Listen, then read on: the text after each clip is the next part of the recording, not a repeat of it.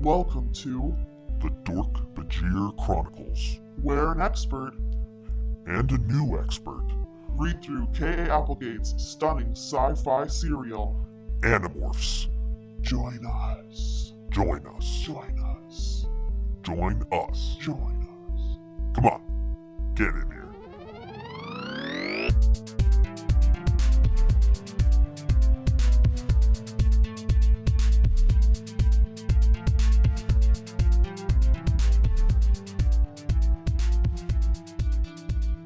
Hello and welcome to the Dork-Bajir Chronicles. That's us. Hello. We're a podcast where we read through the Animorphs series one book at a time and then talk about it every week. Today we'll be talking about book 45, The Revelation. I'm Tessa, the expert. And I'm Brayden, the aunt. Ah, And your sister finally had that baby, huh? I don't have a sister. I stole it. Oh my God. Time for some Mail! Ooh, yeah. Mail! Ooh, yeah. Beautiful. We got a first bit of fan mail from at Writing Zard on Twitter in response to a speaking tree for morphing a poodle. That was a speaking tree for episode 35. Writing Zard would do a standard poodle and bring a friend to clean up duck hunting competitions. Morph a poodle croc to take out your rivals. And this book 35, The Proposal, that's where Marco is feeling wibbly about his dad marrying his stepmom, and he keeps mixing up his morphs into two animals at once. It's 10 books since then. That is very relevant to today's episode. Very. Blake Brinkley again, at Blake Brinkley31 on Twitter, a now two-time Fanamail featured person, at Morph Club Cast and at Dork-Bajir. Looks like Rachel and Cassie are headed up to the mall again, attaching to this tweet a photograph series on watsviral.com documenting the friendship between a gray wolf and a brown bear out in the wild. It's very cute. I have seen these photos before on the internet and other places, and every time I do, there's at least one person tagging them as it's Cassie and Rachel, and I'm like, yes, it is. Yes, it very much is. This makes me so happy. Okay, so today we've got Brayden doing us a Stanky Marco book summary. Yes. What is up? Which I have My dude. written down, definitely. And so we open this book, another in media res story. Is it? It's in some sort of action, yes. This is true. It's not necessarily. It's more similar to last week's book, book 44, where the action was Cassie flying around an airport. This opener is almost as riveting as that. Yeah, exactly. So we open in semi-media res, I'll say, in Marco's home. He is cooking. He is putting a old-style Red Baron pizza into his oven and putting out some paper plates because he's looking to impress Nora. You'll all remember the name of his math teacher stepmom, which he has very conflicting feelings about, largely because he knows his mother is alive, but also because, like, it's just hard having with your dad having a new woman in his life in any way, shape, or form, but mostly because he knows his mom is still alive, which will become very relevant throughout the rest of this book. Nora gets home and, is very sweet to him, and doesn't know how to take it, but, takes it like a champ, because he is Marco the man. But there's a little bit of weird news when his dad gets home. His dad starts telling them that he's seemed to have broken the code on some sort of new, interdimensional communication that could be, literally faster than light communication. And now this is not just something his dad's doing as a hobby, right? This is specifically because of his engineering job. No, yeah, this is at work. We don't need to hold their hand that much, Tessa. I'm just making sure. Since, I was a bit of an asshole there, I'll be a foolish one now. I had no idea Red Baron was a pizza. until Marco said he pulled the pizza out of the oven. I thought it was like Red Robin, and it was a restaurant. No. To be frank, I don't even know what Red Robin is. Red Robin is burgers. Red Robin is like Tony Roma's. Red Robin is burgers. I hear it's burgers. I keep thinking in my head it's the same as a Tony Roma's. They have a Hawaiian burger that they put an entire slice of pineapple on, and it's transcendent. Oh, so you're in favor of putting pineapple on things? Yeah. Oh. This is not a switch of my opinion. I have never stated anywhere. Do not tell lies about me like that. No. I'm just happy to know because Hawaiian pizza is one of my favorite pizzas. Oh, yeah. And pineapples on pizza is a very controversial subject. I can't even imagine putting pineapples on burgers. Anyway, slowly, Marco begins to realize, and then all at once, he realizes what his dad is describing is zero space. He is... You say all at once. That's because his dad literally says, what do you call the absence of something? Zero, I guess. Zero space. And then Marco was just watching TV at this point because he got bored from the math talk. He like jumps up and spins around and goes, ugh! It's like, whoa, dude. Yeah. Learn to chill. So he goes ahead and tells the other Animorphs about this, calling a last-minute meeting, and lets Axe know, like, I don't think my dad is turned. I don't think he's, like, yerked. Well, because he tries to trick his dad, and his dad suggests a 5-day vacation. Yeah. Which is longer than the time limit. And so that's really his main bit of Well, we proof don't that have to go into that much detail. I mean, I just want to make sure that anybody who hasn't read this book recently. At this point, we try to keep it pretty quick and concise. I mean, if you haven't read the books yet, why are you listening to our podcast? This is true. He tells everybody, and Axe is completely flabbergasted. He just does not believe that humans have figured out how that zero space exists. No way, no how. And it's at this point I'd just like to take off my hat and hold it over my heart to our good departed friend Mikhail, who definitely would have literally cummed for this expanded explanation of zero space.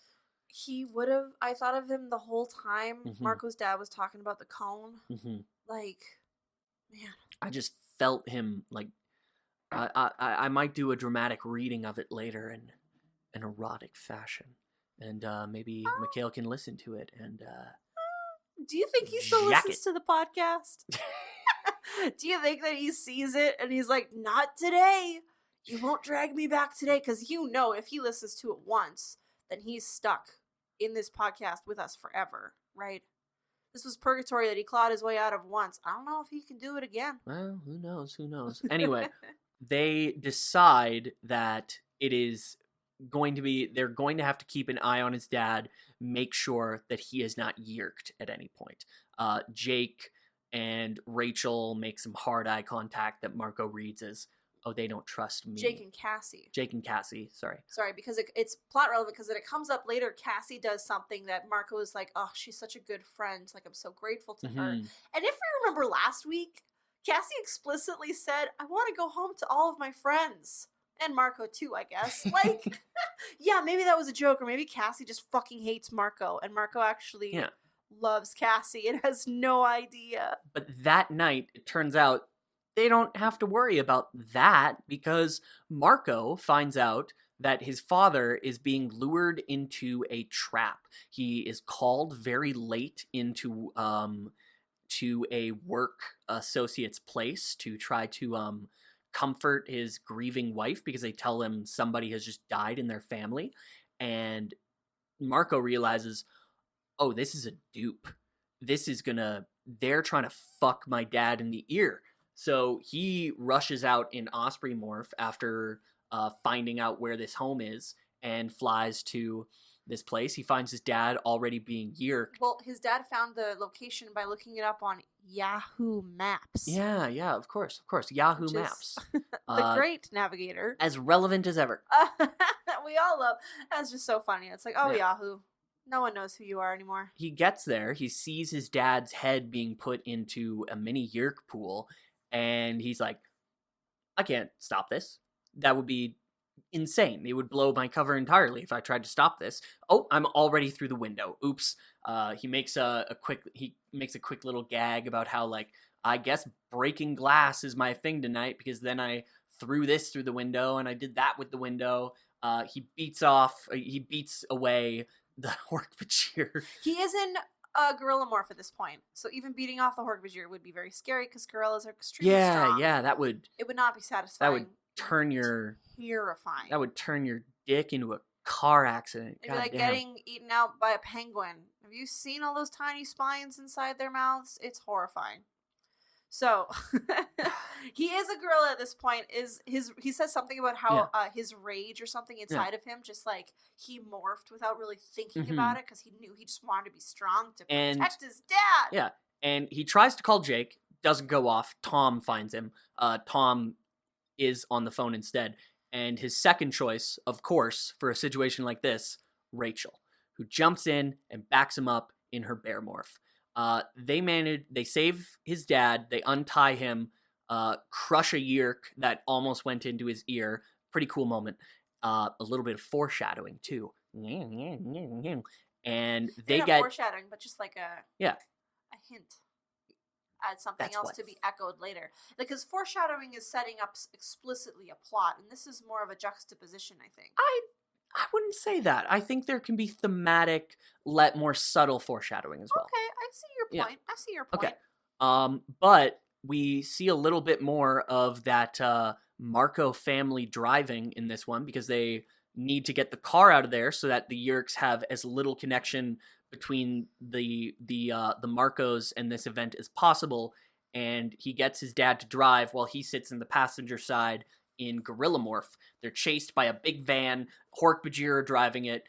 His dad panics for a second, so Marco has to literally backseat drive for a hot minute there. They end up getting out into the desert, and his dad is like, I don't want to be in this car anymore, and rushes out, and Marco has to break cover and mind speak and demorph to get his dad from running away. I mean, he doesn't quite say it like that. Okay, fair. I picture it more like anime style, no, Dad! Exactly. And they go to a 24-hour diner, so Marco can give him a breakdown. They eat in the car so they don't get seen.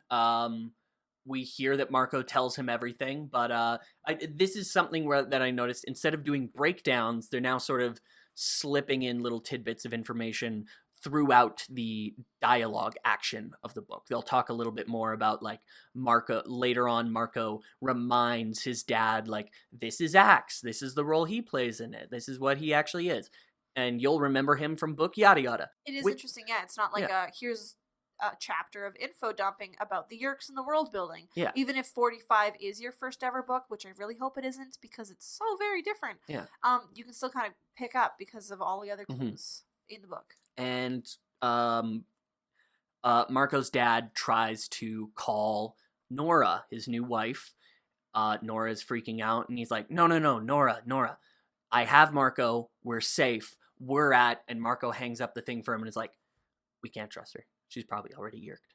They were probably doing it at the same time as you were being yerked. I'm sorry, Dad. And Marco's dad reaches into the glove box and pulls out a pack of smokes. And Marco's like, you haven't smoked in 5 years. And his dad's like, right. And tosses the cigarette out the window, which is like, yeah, right. Soon as you're gone, he's lighting up. You won't give him a chance to, though. Marco keeps them in his sights until they arrive. Hardcore divorce dad energy. And they end up, they're like, well, we can't hide you here. We can't hide you there. I know who we can hide you with. Oh. And they drop him off with the Chi in their little underground base with all the puppies. Before then, there's that bit where Marco's dad is like, hey, Marco, I'm your father. We're going to see Nora and you can't talk me out of it. And that's where Marco morphs the ant again. Yeah. As proof that what he's saying is real. Yeah. Because his dad is like, I don't know if any of this could be just my brain fucking up. I was in a really traumatic event earlier. Yeah. This could be all fake. Marco part morphs an ant, but doesn't let himself go all the way, and then part morphs an osprey, which is just a little bit of page filler, honestly. I think just morphing the ant would have been fine. They get him to the Chi base, they introduce him to the Chi, Eric, their hologram powers, and the Chi put together a little plan to get the Yerks off their back. They talk a little bit more. They get Axe in there, I believe, at this point. Correct me if I'm wrong in the comments. But it's at this point, Marco and his dad start living full-time in the Chi basement for now. And the Chi hatch a little plot where they hologram into Marco's dad and Marco. They talk very loudly in their home about, gosh, it's so weird that those dudes in costumes tried to ambush us. Let's go to Tulsa? Was it Tulsa? It was some kind of vacation place. Yeah. Was it Honolulu? Let's go to Honolulu right now because we definitely don't believe in aliens.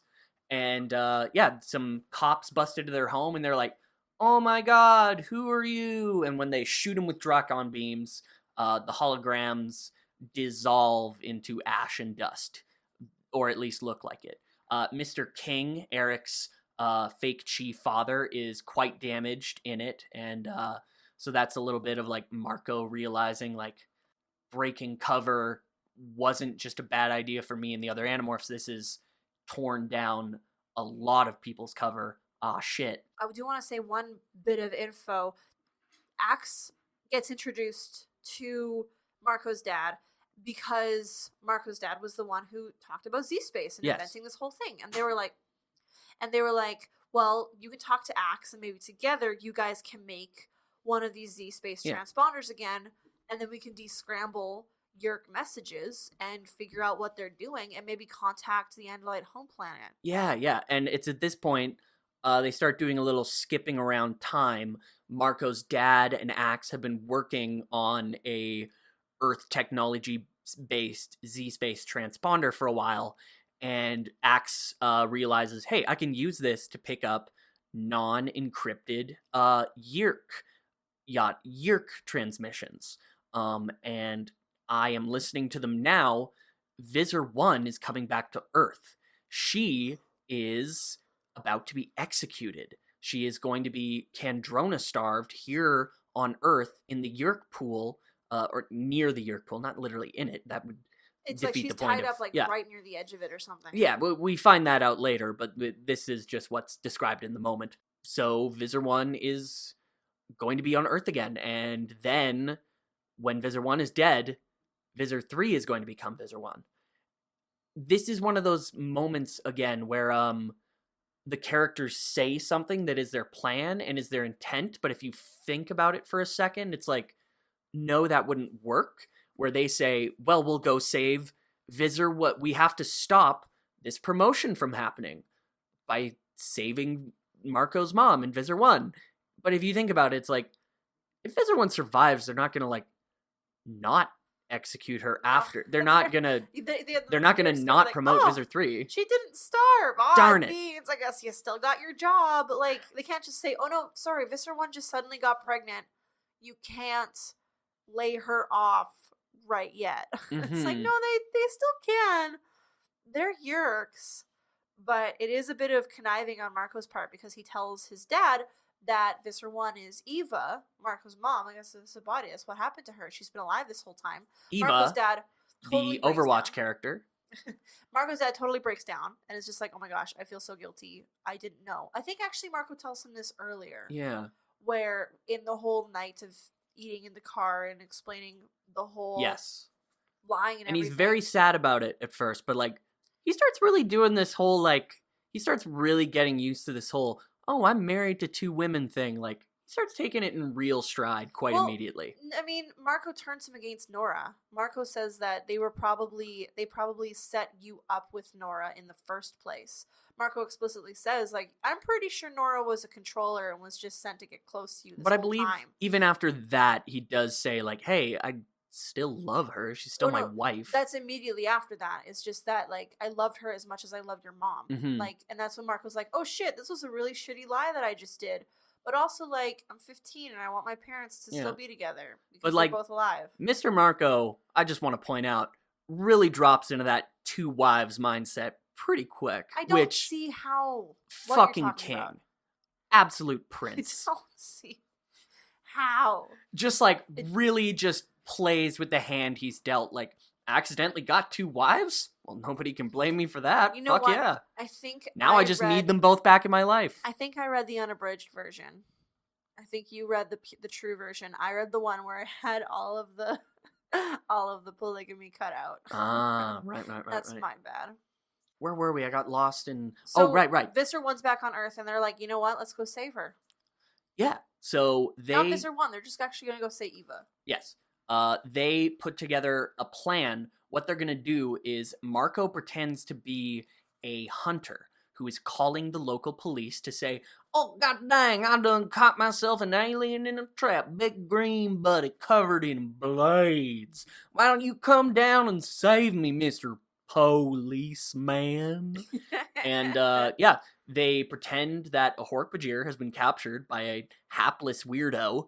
A bug ship arrives within 4 minutes, it specifies, and they ambush it, kill all the Taxons, acquire everybody who doesn't have a Dork-Bajir morph at this point, acquires a Dork-Bajir morph. I think they just acquired the new Dork-Bajir morph anyway, because all their old Dork-Bajir morphs were Dak Hammy and, Jarrah Hammy and Ket Halpek. Right.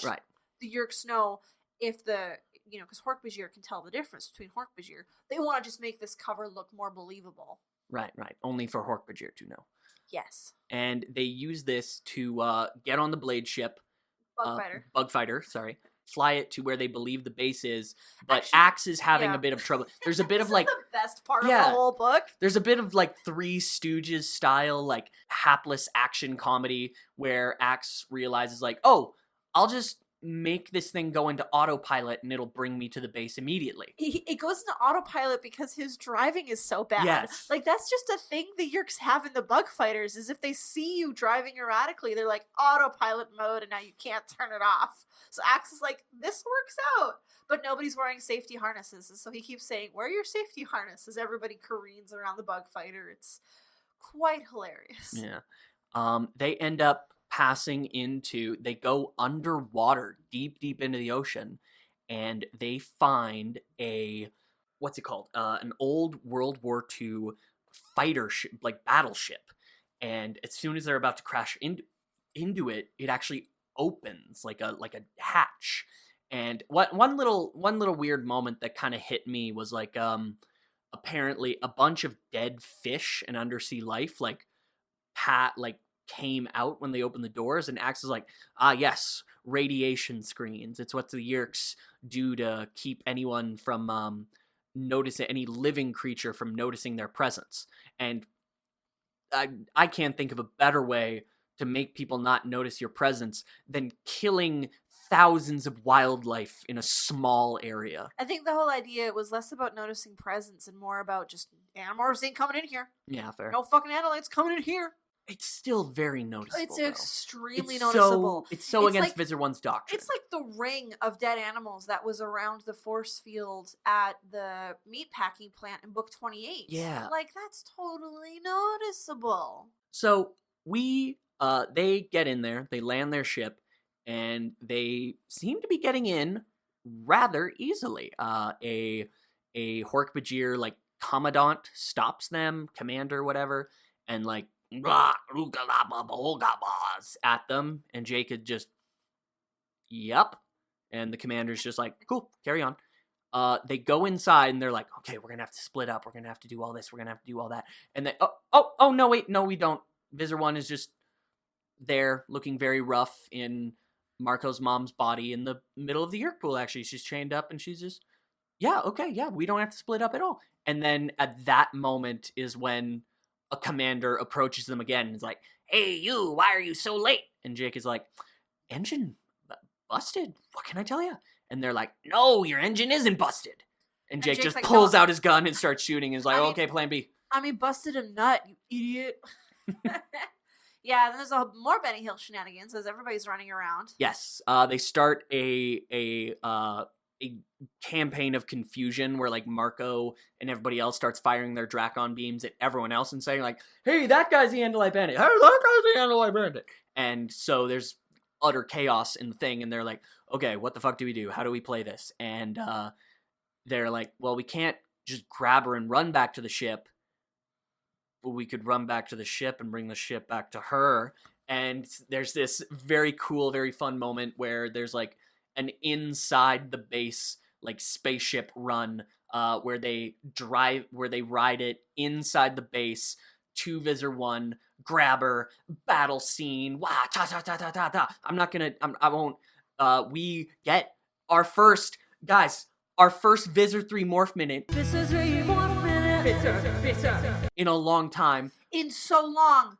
Our dude, our friend, our loved our one, daddy, he shows up and he morphs this great big black bat with a huge mouth in the middle of it. He starts flying around. Yeah. This point, Marco and Rachel are down at the pier. Marco's like in Gorilla Morph holding his mom, and Yerk's like crawling out of her ear, and so Eva's they're like screaming about the Yerk, and the veritable last stand on the hill. There's Dork-Bajir and Taxons swarming at them, and they're blading and they're Dracon beaming, and more fighter ships are coming in, and he looks down and he's like, okay, Visor 1, come on. Holy shit! Visor 1 flew out of his mom's ear and landed on the thing, and it's trying to crawl away, and his mom is like, kill her, fucking kill her! And it's just everything is going ham wild all at once. There's more battle. I believe Marco, at some point, does he turn into a gorilla? He's already a gorilla at this point. Right.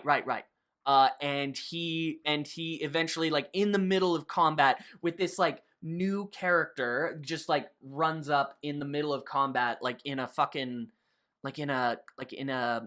what's it called? No, I forget the name, but that big Japanese battle simulator.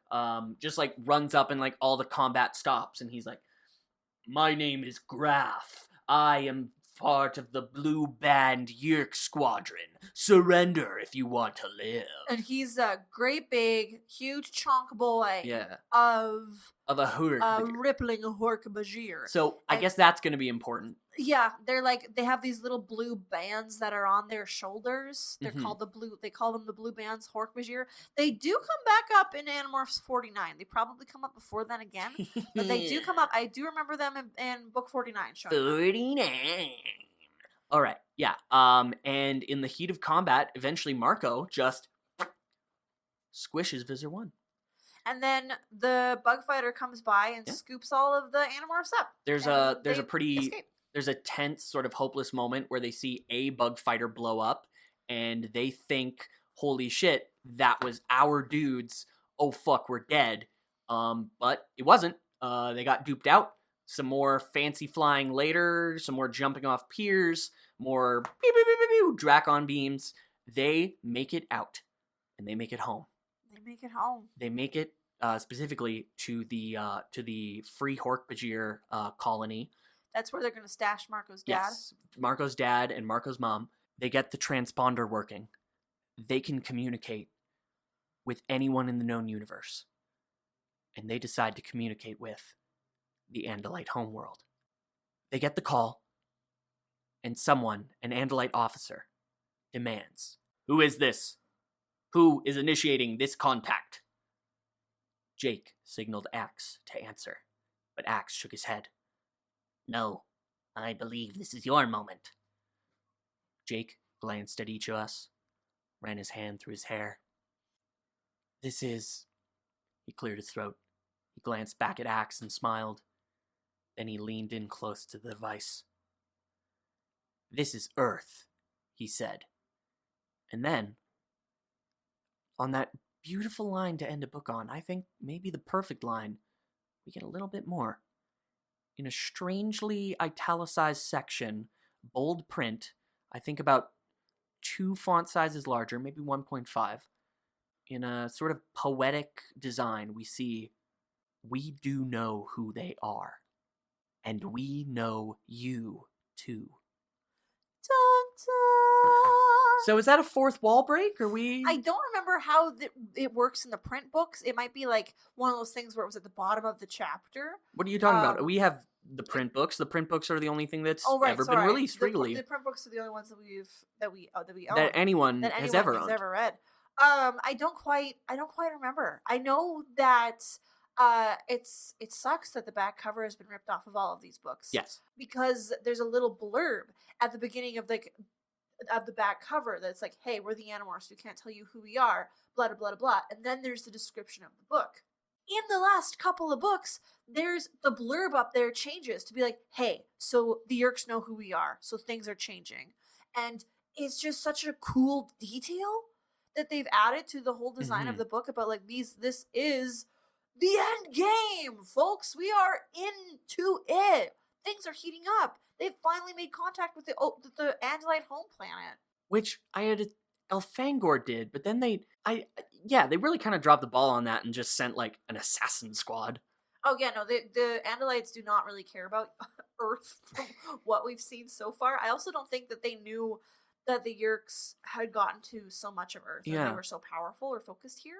So is this a fourth wall break in the literal sense? Like this is like, is this? I don't answer. I guess don't give me a hard and fast answer. No, I literally don't remember. Like that's how I read it as. Anyway, it was a fourth wall break. So I guess this is a question that I am asking in my head that I'm just musing aloud then. Is this a fourth wall break and a godlike entity like Krayak, like the Ellimist, like that thing that pulled some bullshit in book 42, was it? 41. 41 on Jake addressing us? Or is it an in-context thing where it is the Yeerks reaching out a communication about how they now know about the quote-unquote Andalite bandits, the Animorphs, and letting us know that they know that we have somehow found these in-context communications or stories? I thought of it as a Yeerk force talking to us as the audience, and also being like, yo, we know, like, yeah, we've killed Marco, but we're gonna figure it out. Like, it's bad. Oh man, guys. This book literally changed my life. And by that I mean, this book is the first time I ever heard of the Ben & Jerry's ice cream flavor Chunky Monkey. I tried it because I read about it in an Animorphs book, fell in love with it because it's banana flavored ice cream with fudge chunks and bits of walnuts, and you can't get this ice cream in redacted anymore. You just can't get it redacted anymore. Like, I'm redacting it, don't worry.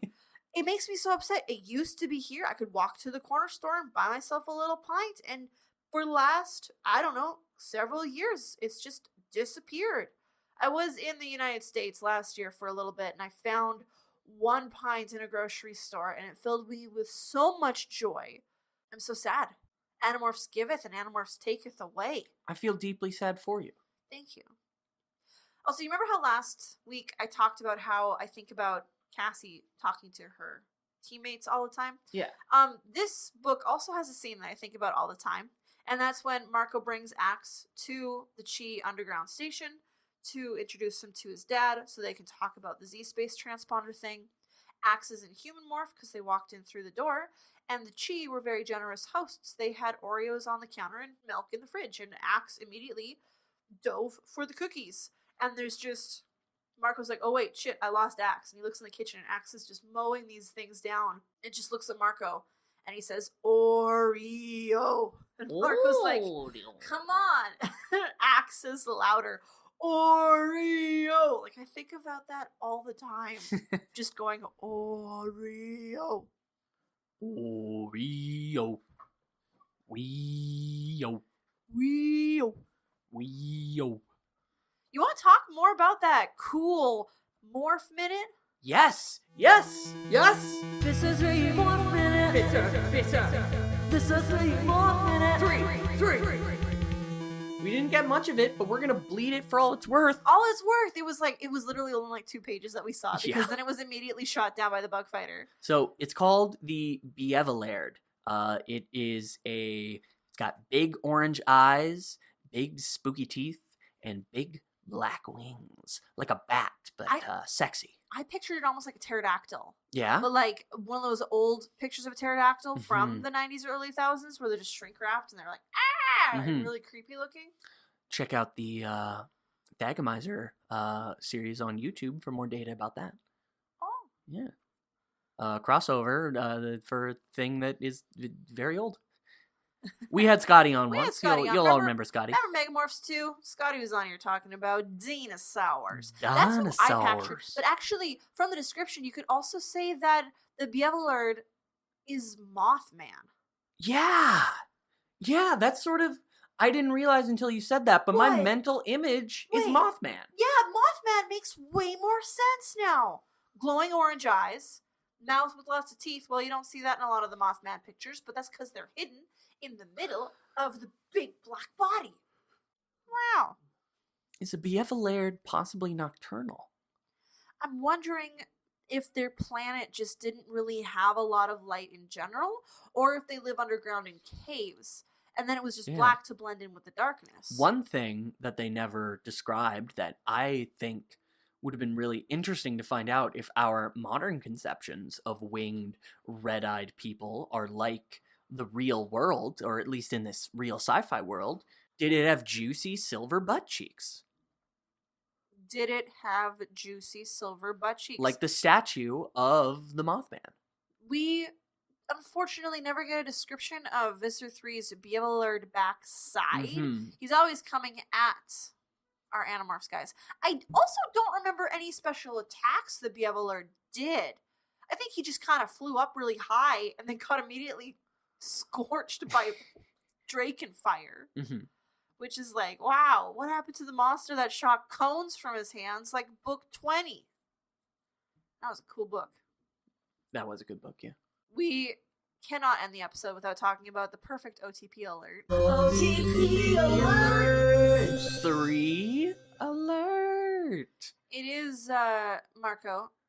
And, sorry, no, it's not Marco. It's his dad and his mom. I got mixed up. Marco's mom and dad. Marco's mom and dad. Marco's not involved. It's just, there's a beautiful bit where they get to the Dork-Bajir Valley and Marco's dad's already there hanging out, and then they land, he leads his mom there, and his mom is just running down the hill towards his father, and they embrace, and it's so lovely, and I feel so bad for what happened to Nora, because Marco was lying about her being infested. She probably got infested afterwards. Yeah. They were talking about how they talked about how they checked out Nora before they got married, right? Oh yeah. They did the whole thing. But Marco just lies to his dad to make his dad feel better about leaving her behind, because Marco's like, I don't know. No. I want you to be back with my mom. I don't want any of this weird guilt shit. Yeah. So we'll just say Nora was evil and leave it at that. And it's like, damn, dude, like, Nora didn't deserve this. Well, that's not going to get Marco's dad's mind off it. Like, maybe a 13-year-old boy would think so, but, like, a grown man hears, like, oh, my wife, who I'm in love with, is currently out of sorts as a alien, but, yeah, I mean, she's gonna be back eventually. Like, if this plays out all right, like, what the hell am I going to tell my not dead wife? Yeah, it's a fair point. I wasn't looking at that point. I was kind of in Marco's head still, where like, of course his dad's gonna forget about Nora with that convenient lie.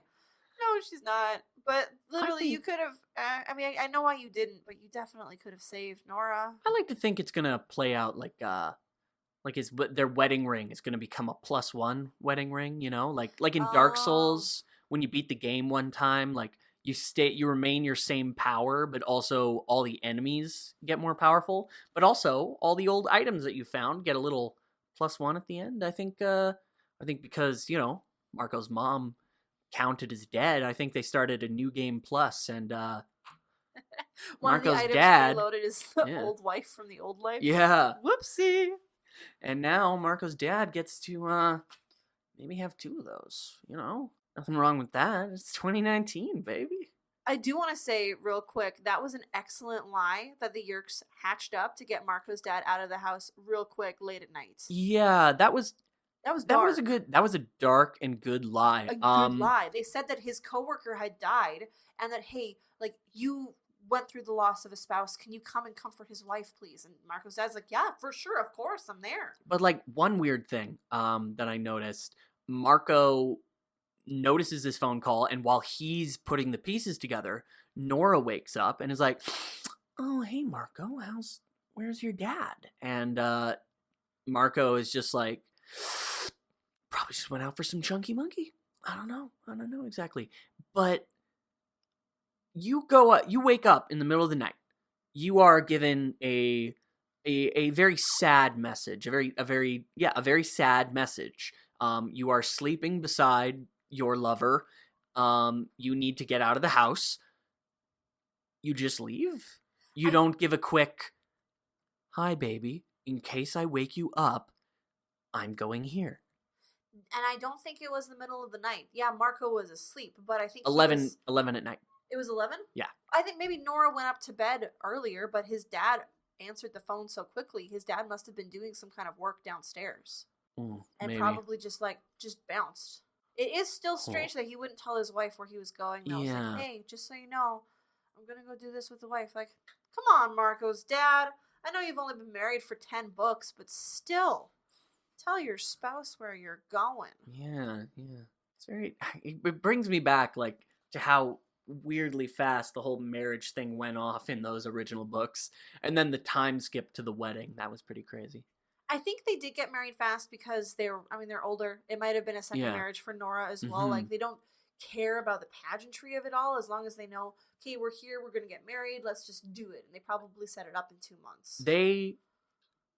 It's a thing that I noticed a lot in young, Christians coming out of my hometown. They all got married very fast because they want to fuck. Yeah. Because they're the sort of people that believe that can't happen without marriage, and they're a bunch, they just, some of those marriages have worked out, but a good 50-60% of them haven't because they mistook true love for horny. So wait, are you saying that Marco's dad is one of those religious types that can't fuck unless he's married? Maybe. I mean, he was caught making out with Nora on the couch, but he didn't have his hands down her pants. Well, maybe they were soaking. Soaking? Come on, this is it. Oh, soaking. It's a joke that you told me about, and apparent that people would just stick their dick in without moving it, and they thought oh, that doesn't count. What? I have never heard of this before. You told me about this. I don't think I would have. It was back in theater school. Oh my gosh, you remember all of these things from theater school that I don't remember.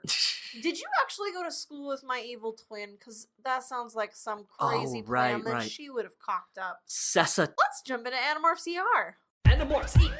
Animorphs ER. I'm not thinking of any issues that really need an Animorphs ER this week. Yeah, they did things pretty good. Yeah, I think an everyday Animorphs would be much more fun because we skipped that one last week. Everyday Animorphs. Everyday now. In this segment, we try to tackle an everyday situation that happened in this book. All the normal rules of morphing apply. No morphing humans, especially. Question we got for you today, Brayden, is how would you use morphing power to cook a great meal for your family? Well, great cooking doesn't start at the table. It starts in the ingredients, and it starts with how fresh they are. Now, my immediate instinct there is to morph a very, very special animal, a very rare animal, but one I do believe I could still get my hands on and find, morph into a truffle sniffing pig. That was what I was going to say. No fucking way. That's my first immediate thought was get yourself a little truffle sniffing pig, find yourself some truffles, put that shit on popcorn. Yeah. My second thought, of course, is morph into a very high quality, a animal that you find that you know to be a very high quality, say, breeding duck or breeding cow or breeding pig, and donate your jerk off yourself as a pig, or get jerked off as a pig or whatever, and basically have a never-ending supply of high quality animals from a never aging super stud animal. You just mean pig sperm? You'd still have to grow the animal. No, yeah, right? I know. You can't just serve pig sperm. Listen, this is just step one. Oh, okay. When we You're get just down, going way back. Step one can take a long time on good cooking. Let's just get that out of the way. That's just something we've got to acknowledge.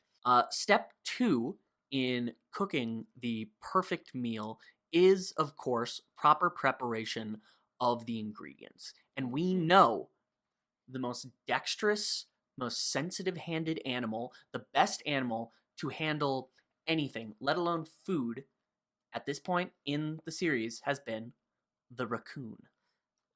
With their Ooh. magical electromagnetic hands. Plus, they're fast. They're good jumpers. Probably, I've never actually seen a raccoon jump. I assume they're good jumpers. If you need to find some extra special secret ingredient, they can dig through the trash. Yeah. Scrape a little something, something. I wouldn't use trash ingredients myself. I think step one kind of makes that point. But yeah, just really like use those dexterous little fingers to like pick the stems out of cilantro to properly find like the gristle in meats and just really sensitively like cut those out. And speaking of cutting, while we're in a sci-fi universe, Dork-Bajir, baby, never have to sharpen your knife in the traditional, never have to sharpen your knife because you can just morph in, morph out. You have a fresh blade every time. Very nice, Yeah. very nice. So you got all your ingredients, you got them prepped. Mm-hmm. What are you cooking? What am I not cooking? I mean, now that we're on it, I think I've just become a chef. You just got it all. I think I've just got it all. I think I just bent Gorman Ramsay over the barrel, and I think he had to give me his restaurants. Wow. Yeah. You got a regular old Gordo over here. Yeah, I think we'll have a couple more celebrity chefs like bowing to me, literally worshiping me as a deity. Nice. Yeah. Yourself? What's your next step? What do you think? Well, I'm thinking kind of similar to you. We have that brainwave with the truffle pig. You want to start with quality ingredients. So really the first thing that I would do is morph myself into a vegetable so that I could see all of the perfect vegetables. This is, of course, a reference to the great Animorph spoof, Vegemorphs. I haven't ever read it. The cover is somehow more horrifying than Animorphs. I think they're made by the same people who made the Mad magazine because the character looks the same. Anyway, that's just me slipping a discreet little Vegemorphs reference in there. I think I would make something a little complicated that was just a bunch of, like, maybe Japanese or Indian food. It was just a bunch of side dishes that all come together and you take a bit from this and that to make a complete meal. And I would cook it perfectly by morphing an octopus. Then I'd have tentacles everywhere that I could use to stir and chop and scrape. Everything would get cooked perfectly. I don't have to worry about stirring this pot while stirring that pot, while chopping this food and chopping that food. I could do all of that and still have 4 extra limbs. It's great. Also, I could chop off bits of my own tentacles and grill that up into food and then morph out, be totally fine, and eat it. Yeah. I want to try and think of an animal that's really cold all the time, that keeps its body temperature very cold all the time. Maybe some kind of lizard, and then you use that lizard body, and you just, a lizard body that's not been in the sun. So you're slow and lethargic, but you use your cold lizard hands to make croissants. Oh, because yes. pastry dough you want to keep as cool as possible so you don't melt the butter. Mm-hmm. I think a lizard could do a really good job at that. You answer your everyday Animorphs with how you would use morphing power to cook a great meal for your family, friends, loved ones during a Thanksgiving feast. And while you're at it, tell us how you would use your morphing powers to get around awkward political conversations. Because that seems to be all the rage these days. I mean, Thanksgiving has long since passed at this point. Maybe a other holiday meal or birthday or, Christmas. Something. Your fuck buddy anniversary. There's New Year's is coming right up. A lot of people make hors d'oeuvres for that. That's true. Yeah, slip us some fan mail. Tell us how you would use morphing powers to cook a great meal for your family, and we'll talk about those in some later episodes. Hey, Tessa. Yeah, right. I know this is kind of unorthodox. I know we don't do this, ever, but, I want to predict what's going to happen in the next Animorphs book. Please do. You Yes. know what? This book, I have barely read. I might have read it one single time. This is book 46, with axe on the cover. Very interesting. What? At this point in the series, you cannot go by the numbers system. Yes, I was just noticing that. Yeah. So They're getting all kinds of wibbly. Predictions! Predictions! So yeah, First please obvious predict prediction. away. They are no longer going off of what we recognize as the number to character system. Axe on this one is morphing into a man in an Air Force uniform. Looks like a guy ready to pilot some sort of craft. Wait, you recognize that as an Air Force uniform? Yeah. I thought he was like driving a super speedy fast car. No, that's Air Force. The badge on his top right of his lapel.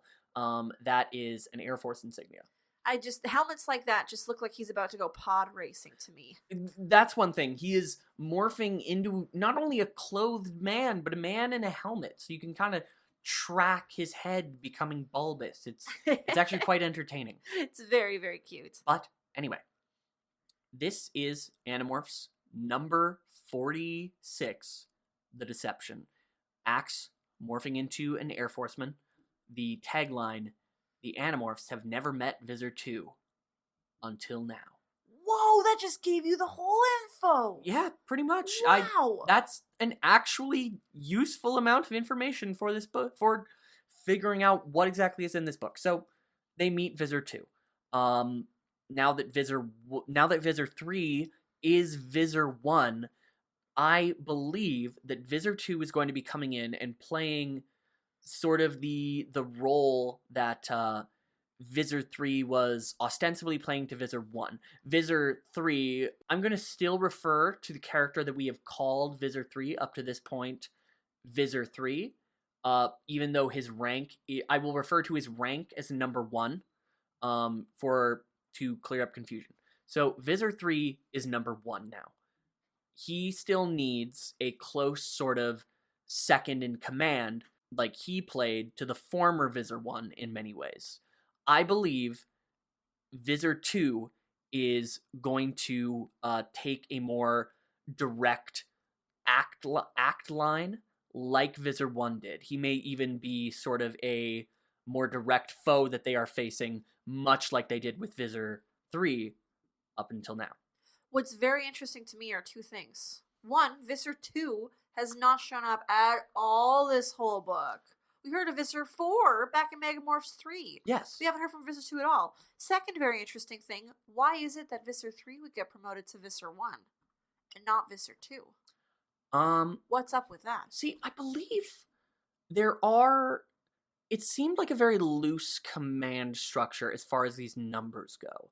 We have seen sub-visors have much, much larger numbers, but be assigned to different visors on sort of a sort of sliding scale of importance. How many visors are there? Do we know? We don't know. I'm wondering if Visor 2 has been off planet this whole time, and that's why he conveniently was never brought up before. Like maybe he was doing that thing with Visor 1 back on that one Fort Quarkalon planet that made her fail, and that's why she got executed.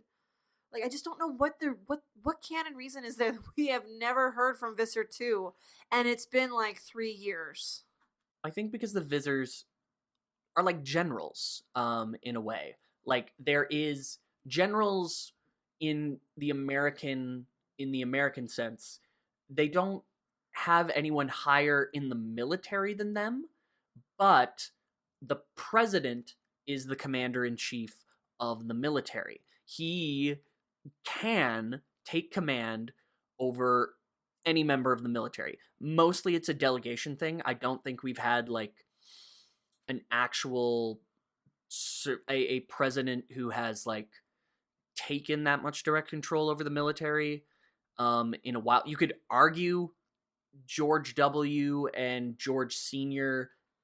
did. I would argue non-direct control, but I believe back into your culture, the Council of 13 would be the form of the presidents. Yes. The visors would be generals. Yes. And so generals don't necessarily do have ranks within themselves: 1-star, 2-star, 3-star, 4-star, 5-star, I think. But yeah, Do they just not have anything to do with each other? They both They- they can have their own missions? Yeah, but like if the president says 1-star general, you're going to Iraq, and 5-star general, you're going to Afghanistan, the 5-star general can't just be like, okay, 1-star general that's going to Iraq, I actually want you in Afghanistan. The 1-star general will be like, no, the president told me to be here.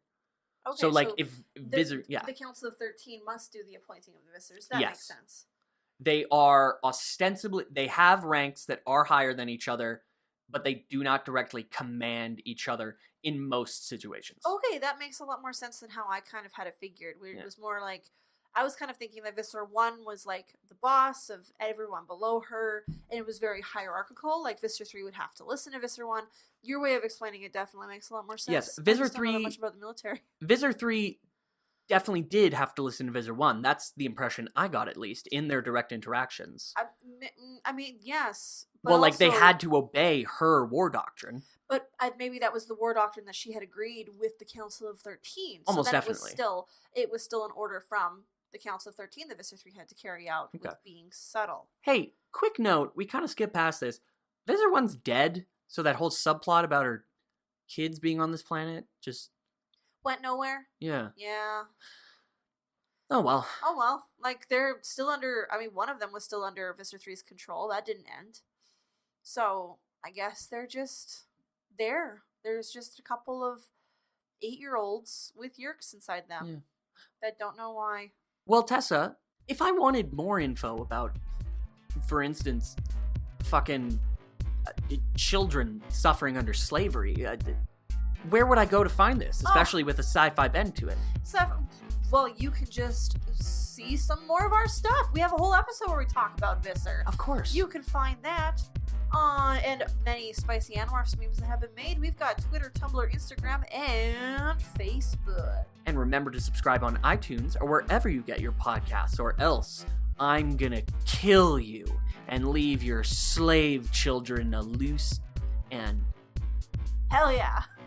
That's a threat if I've ever heard one. You didn't know you had kids. Well, guess what? You got secret kids. The yerk in your brain made you have children. And on that happy note, I'm Tessa the expert. I'm Brayden, and saying that out loud genuinely pressed me. This has been Phantomorphs, the Depressed Bajir Chronicles.